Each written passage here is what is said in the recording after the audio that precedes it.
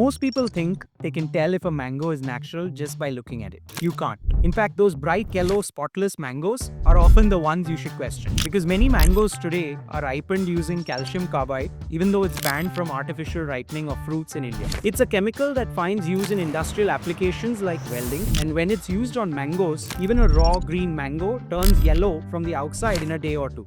On the inside, it hasn't developed real taste, aroma, or depth in flavor. And the tricky part is you can't always tell. So as a consumer, you're left guessing. At Zama Organics, we don't leave it to guesswork. Our mangoes are genuinely Alfonso, GI certified and sourced only from Ratnagiri and Devgad regions of Maharashtra. We work directly with farmers who grow them using organic farming practices. And when it comes to ripening, we don't use any kind of chemicals. Our mangoes are placed in hay and dried grass and allowed to ripen slowly, naturally, and without any shortcuts. So the next time you buy mangoes, don't just go by how they look from the outside. Stay aware and choose what is truly safe for you.